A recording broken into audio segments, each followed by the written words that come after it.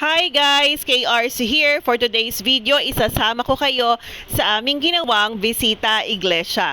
Konting tribute lang, ang Bisita Iglesia po ay isa sa mga panata na ginagawa ng mga Katoliko sa panahon ng Semana Santa. At ayan na nga po guys, nagpunta kami dito sa St. Martin Church sa Bukawe, Bulacan. Ito po yung una naming simbahan na pinuntahan kahapon. Hindi na po kami sumabay sa mga maraming tao, kaya ginawa na po namin siya kahapon. At nakakatuwa dahil kami po ay nakapagdasal ng masyadong solemn, alam niyo po yon. And then nagpunta kami dito sa San Ildefonso Parish in Giginto, Bulacan. Ito yung isa sa mga simbahan na nadadaanan ko lamang, pero thank God ngayon po ay napasok ko na rin po at napuntahan ko na rin po siya. Nakakatuwa, napakasarap talaga sa pakiramdam. Pangatlo ay nagpunta rin po kami dito sa simbahan ng San Lorenzo sa Balagtas, Bulacan. Ayan, kasama ko po ang aking mga co-teachers. Diba, no? Nakakatuwa na nakikita ko po, yung dating mga nakikita ko ay napapuntahan ko na po ngayon.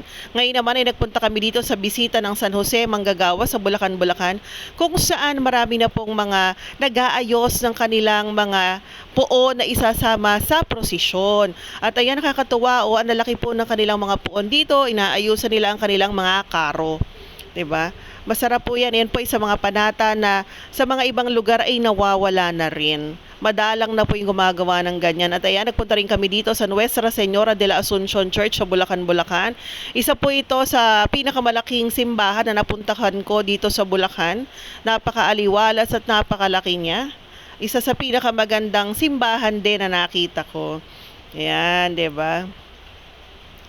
Tapos po ay dumaan din kami sa San Isidro, Labrador Parish sa Bulacan, Bulacan. Kaya nga lang po nakakalungkot, sarado yung kanilang simbahan, kaya hindi po kami nakapasok.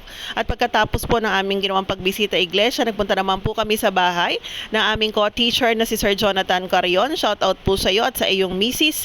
Maraming salamat po sa ihinanda niyong pagkain sa amin na pinagsaluhan po natin. Ayan, thank you very much po. Kami po ay nabusog at nasarapan. Sa ulitin po, sir, maraming salamat po sa inyo. At yan, makikita nyo po na nag-enjoy talaga kaming kumain dahil po ang sarap ng kanilang mga hinanda. See you soon. Bye-bye po. Yun lamang.